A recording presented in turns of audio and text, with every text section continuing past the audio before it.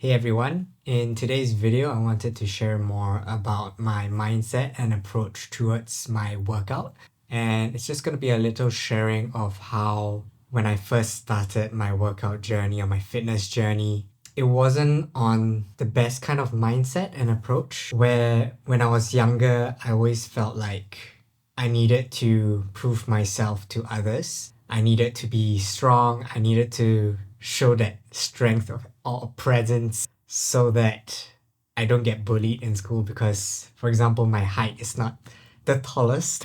So naturally, when I was younger, always placed at the front of the queue because it's always by height, right? And usually that tends to attract people to bully me for some reason, make fun of me and stuff like that.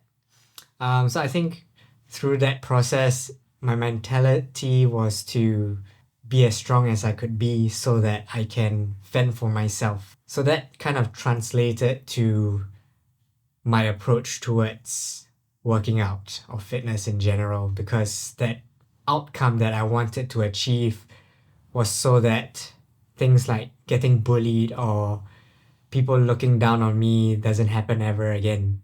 I wouldn't say that was the best approach because, fair enough, it might have spurred me at that moment to drive me to work out as hard as I can, push me to my limits, and be the best that I could be. To a certain extent, I felt that worked really well. But from a long term kind of perspective, when I zoom out a little bit, I look back and I'm thinking, there were kind of moments in my life where I felt a little bit burnout and forcing myself to work out, drag my feet to the gym even though I didn't want to do it.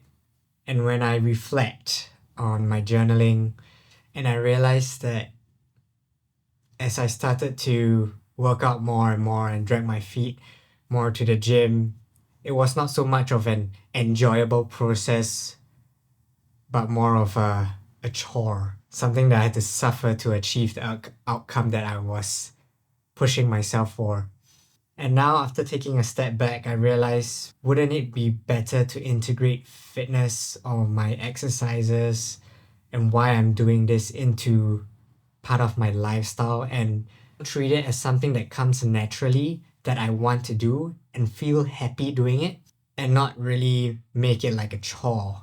That's where I started to pluck a few things and I realized that in order to make it fun though, these are the things that helped me make it fun by incorporating sports and spending quality time with friends or family while exercising. The other thing that really helped me is I adopted a more mindful practice or mindful kind of regime for myself during the workouts, which means like going in with very calm mind, incorporating the breath, incorporating aspects of yoga that I've learned into the exercises and observing how each muscle group works. And then also listening to my body as well. Because previously it's always about over exerting myself, pushing myself to the limits.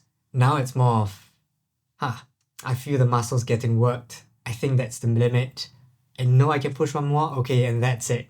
But not more of like forcing out and squeezing out and just like getting all that juice out of my muscle. Once I've adopted this kind of newer method for myself, I felt a difference in terms of how I feel after workouts. I'm not so fatigued throughout the rest of the day. There's like no crash effect, but rather I feel happier. I feel actually a little bit more energized after the workout. And I don't really like have to crash for a long amount of sleep the night after. I can usually still get a deep sleep, maybe from like 6 to 8 hours, and I still feel pretty good. And after adopting this kind of mindful training for myself, my body doesn't really feel so restricted. I feel lighter as well, and at the same time strong.